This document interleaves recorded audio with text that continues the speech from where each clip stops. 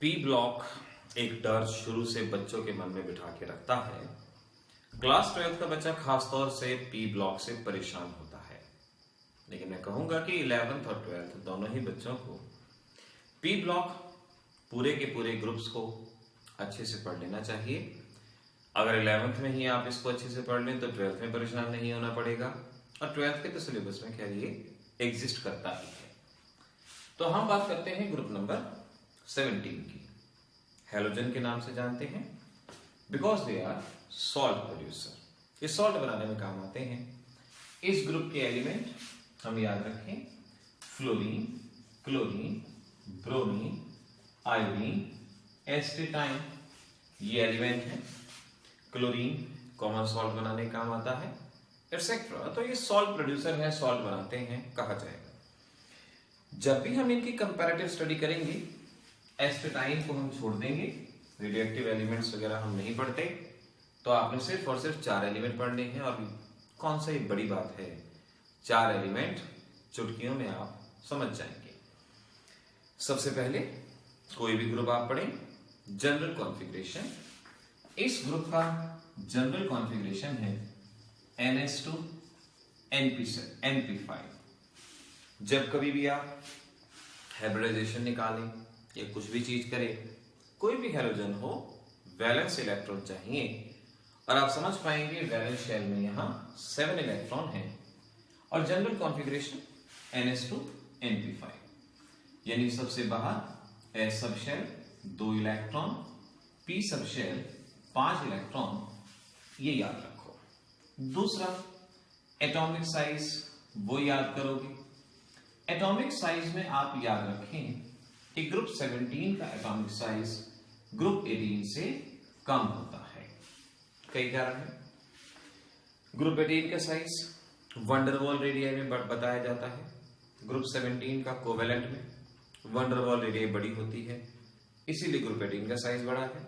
या फ्लोरीन और नियॉन के बारे में क्वेश्चन आता है कि नियॉन का साइज फ्लोरीन से क्यों बड़ा है, तो एक कारण तो हुआ कि इनका साइज वंडरवॉल रेडियाई में बताते हैं जो कि बड़ी होती है, और इनका कोवेलेंट में जो कि स्मॉल होती है। उसके अलावा एक और रीजन याद रखना है, नियॉन में वैलेंस शेल पूरी तरह से फिलअप होती है, 8 इलेक्ट्रॉन, और ये सभी इलेक्ट्रॉन बहुत पास पास होते हैं। अब इलेक्ट्रॉन्स पे चार्ज तो सेम होता है, अगर ये पास पास होंगे इनमें रिपल्शन होगा, और रिपल्शन की वजह से साइज बढ़ता है।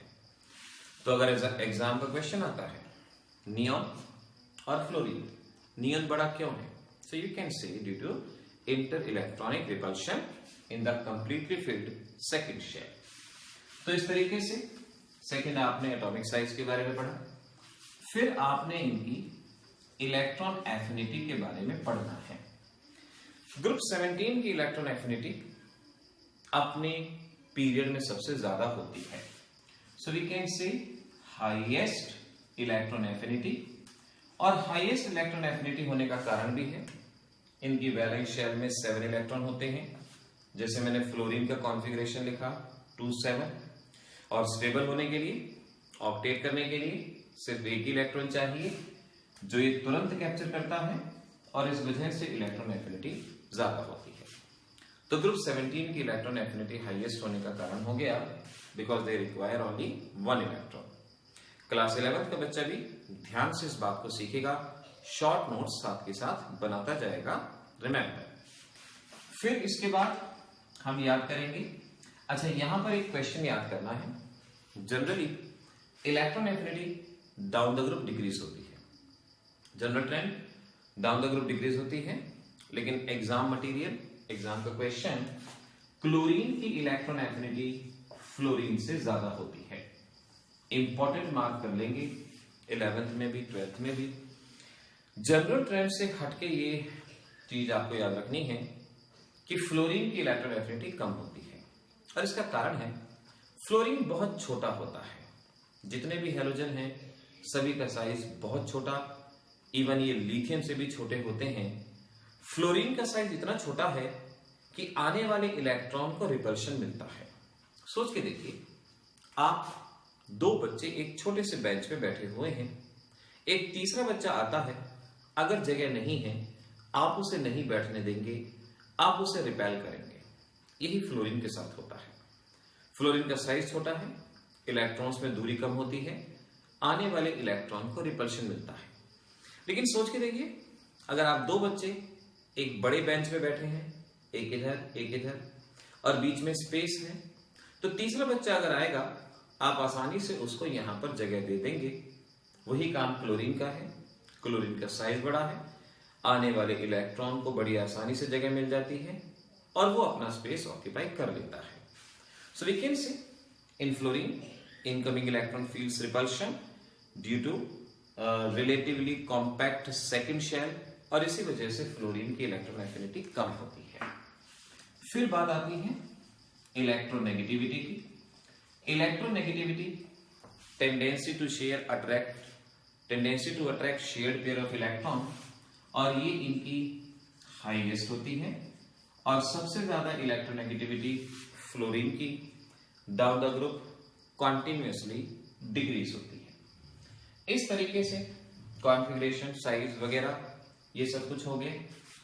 फिर है हमारे पास बॉन्ड एनर्जी।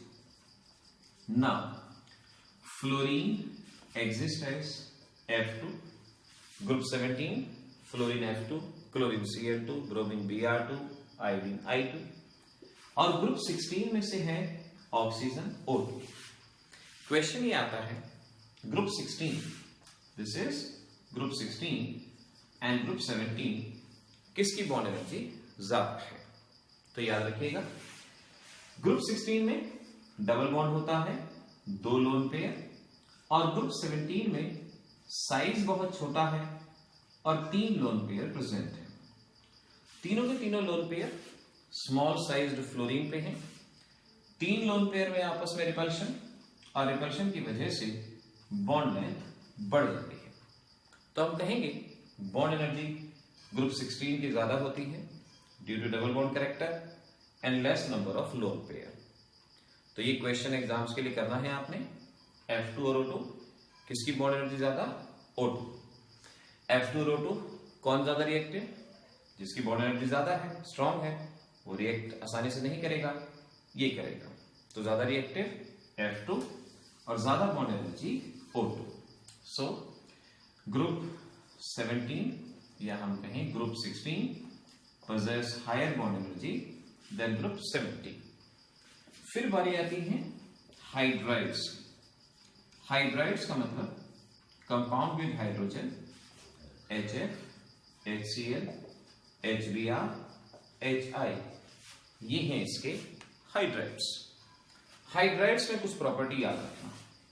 फ्लोरीन का साइज बहुत छोटा है, क्लोरीन का साइज बड़ा है, ब्रोमीन का साइज और बड़ा है, आयोडीन का साइज और ज्यादा बड़ा है। लिखेंगे ऐसे जिससे आपको अच्छे से चीज याद हो जाए कि आयोडीन का साइज काफी बड़ा है। अब मैं आपसे पूछता हूं, बताएं थर्मल स्टेबिलिटी किसकी ज्यादा होगी? थर्मल स्टेबिलिटी के ऑर्डर में अरेंज करना है। इसका मतलब हुआ, अगर आप इसे हीट करते हैं, कौन पहले डिसोसिएट होता है? ऑब्वियस सी बात, साइज छोटा होगा, बॉन्ड लेंथ कम होगी, मजबूत बॉन्ड होगा, आसानी से नहीं टूटेगा। साइज बड़ा है, बॉन्ड लेंथ ज्यादा है, बॉन्ड कमजोर, आसानी से टूट जाएगा। तो ज्यादा स्टेबल कौन होगा?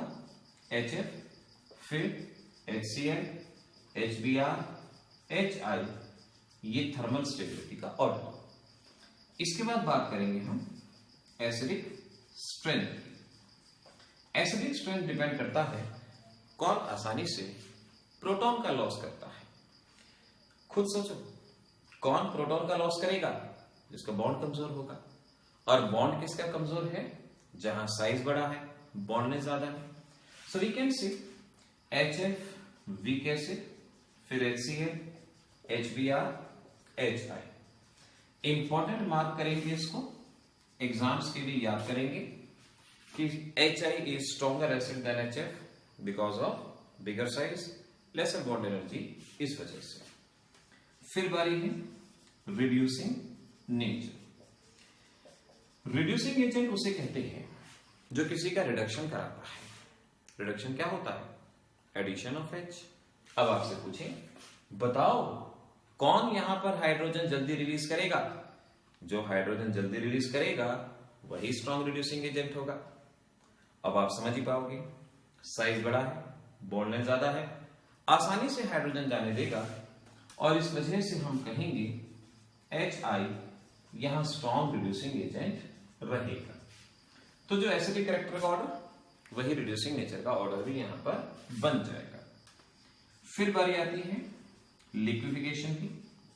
लिक्विफिकेशन में सबसे पहले आप ये देखें कौन हाइड्रोजन बॉन्ड बनाता है, और हाइड्रोजन बॉन्ड अगर ना बनता हो तो आपने वंडरवॉल फोर्स देखने हैं, और वंडरवॉल फोर्स किस पे डिपेंड करते हैं?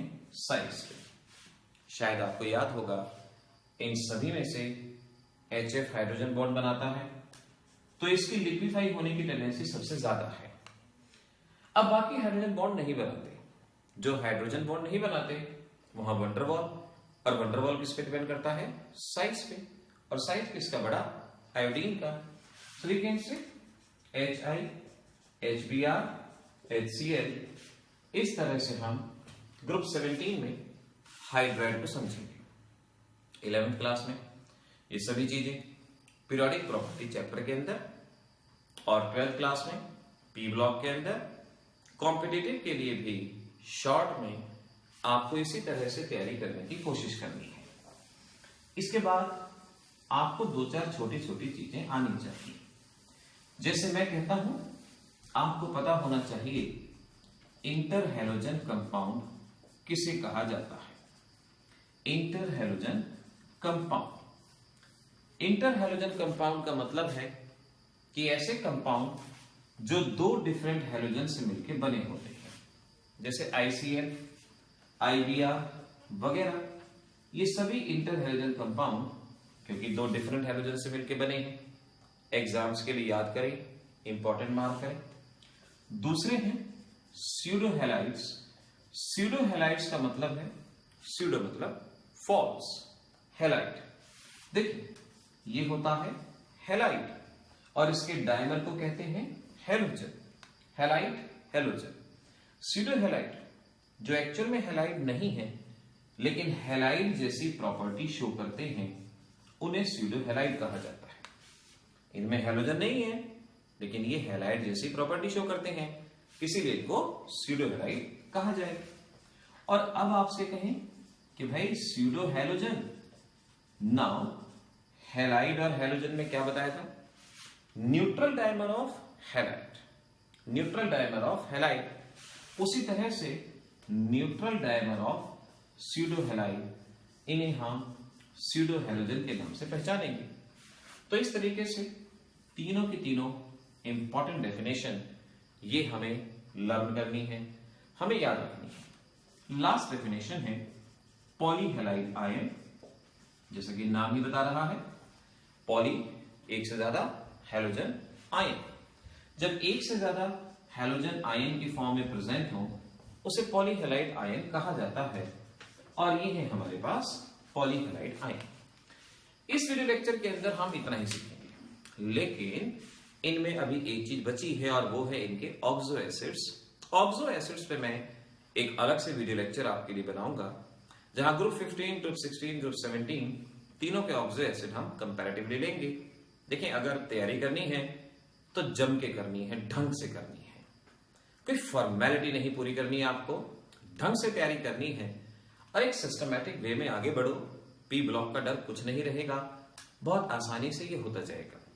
पहले भी हमने पी ब्लॉक के वीडियो लेक्चर्स अपलोड किए हुए हैं, लेकिन ग्रुप 17 पहले इसको आपने अच्छे से करना है, फिर ग्रुप 16 और लास्ट में ग्रुप 15। इस तरह से हम धीरे धीरे आगे बढ़ेंगे, धीरे धीरे इसको कंप्लीट करेंगे।